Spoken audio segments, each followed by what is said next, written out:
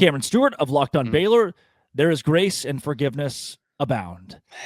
Yeah, I came to you today, Drake. Which I reached out to you first after hearing your BYU opinion about the Rob Wright deal. And I was like, what do you, in a nice way, I said, what are you talking about? Can you please walk me through why you're thinking the way that you're thinking?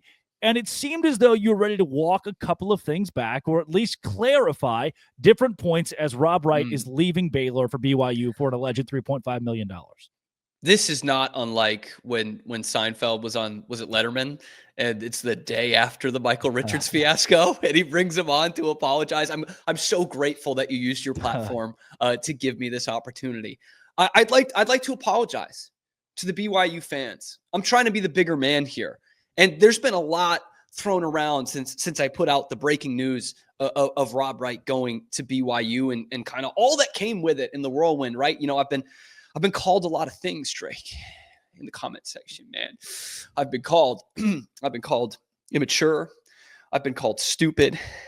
I've been called disgusting and ugly. And then I had to kick my family members out of the comment section so I could see what the BYU fans had to say to me.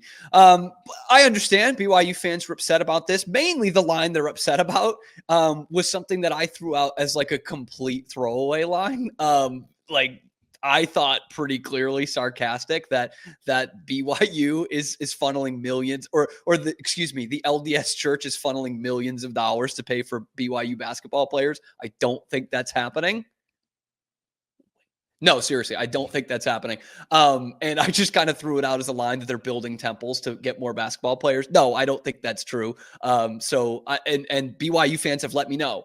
There's been about 400 of that comment alone on the last two videos. So, I'm going to be the bigger man here. You know me, Drake. I'm sarcastic. I throw out these lines. And most of the time, 9 times out of 10, I say, screw you. That was clearly a joke. This time I'm going to be bigger than that. I'm going to say, sorry. I didn't mean to offend the LDS church and the great people of BYU. Their fans have been awesome to this channel, I know, and on my channel as well. So I didn't mean that.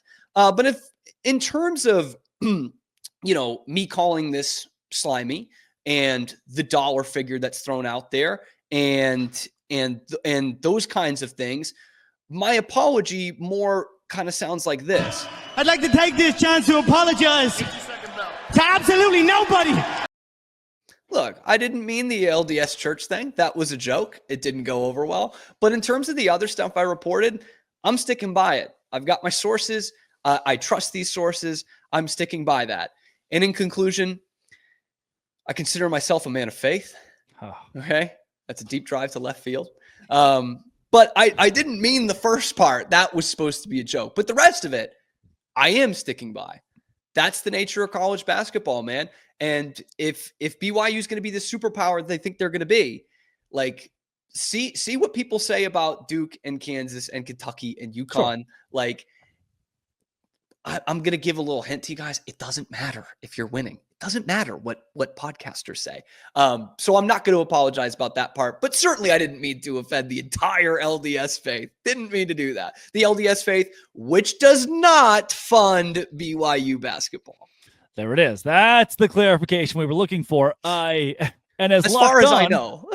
As Locked On is based just outside of Ogden, Utah. It's very good. I've gotten threats. Very good that we clarify that. David Locke, if you're listening. And the reason, Cam, that it was close to me, I texted you 17 times to try to get you on to do this together, is because I've gotten a lot of comments on my own show about, the clarification that the Church of Jesus Christ of Latter-day Saints faith and its members, that's first reference, second reference, LDS. Yep. They do not tithe to the BYU basketball team. They do not tithe to BYU football. What instead, and I don't want to discount a faith, discount a sect of Christianity and evangelism that is so powerful and fast growing, and I think does great things for the Big 12 Conference based on BYU's success as a university. I don't want to discount them. I actually am very, I'm inspired is an interesting word, but it's cool to see that they have committed to this, to like the honor code. Like, we want to win in football and basketball. We're committed to an honor code. It's insane to see a university that is so strict about these things, but can compete at the highest level. Harding University does it at the D2 level because they're D2. But this is BYU in a Power 4 conference, and they do it so well. And it's the fine line you have to balance of, and Jerem Jordan said this on the show a couple weeks ago, BYU's rich. The donors are rich, and we don't want to. We're not actually apologizing for that. It's just above table now. Now BYU can actually do things for that. And the same as Alabama fans, the same as Ohio State fans, we want to see the athletic department do well. And the better the athletic department does at Alabama, the more we have this frugal, fragile, oh, cool, I got to root for the Tide this year. At BYU, the better that athletic department is, it becomes a vessel. It becomes a mission that spreads the LDS faith across the world. And I do think, and I know we talk about this a lot because Utah is also in this boat in a lot of ways. And there are some BYU fans who aren't LDS members, but their whole university is built around a much larger thing than sports. And their donors at the same time still want to see sports win. And they've got deep pockets, so they pay for it.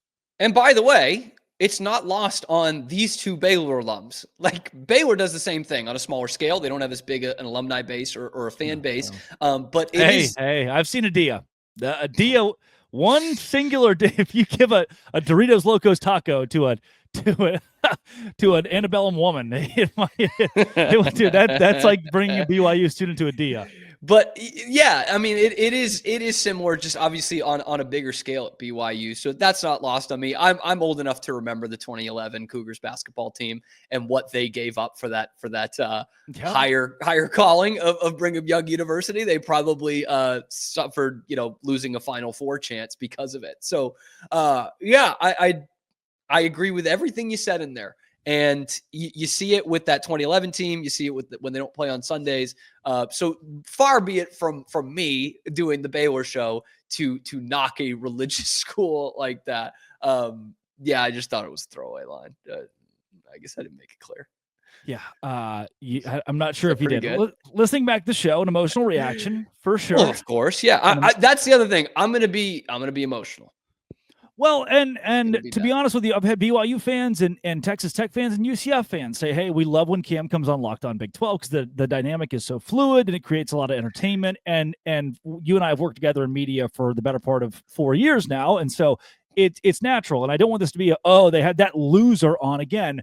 Cam says stupid stuff publicly sometimes. I say stupid stuff privately pretty often. Yeah. Not always about the LDS faith, but I say stupid stuff privately. Cam just accidentally did it in front of a microphone and took the jest too far. Cam, thank you for apologizing to all the BYU fans of the world. Yes, and thank you for texting me today saying, hey, buddy, I'm going to save your career here. I appreciate that. It was going down in flames. It's my two best viewed videos in like a month. But yeah, that's what I – oh my. Wow. It's going dark out there in Valonia. But yeah, I just didn't – there are some times where a couple hundred people comment that you're like, ooh, okay, I should probably address this because that isn't what I meant. I'm going to stand by the rest of the stuff. Like, because people wanted me to apologize about the other information. Not going to do that, but like we had a great time in Provo, man. I mean, I can't risk that again. I can't risk not getting a Cougar tail. Jake Hatch has talked me through this. He's basically been like my sponsor. So it's been an interesting couple of days.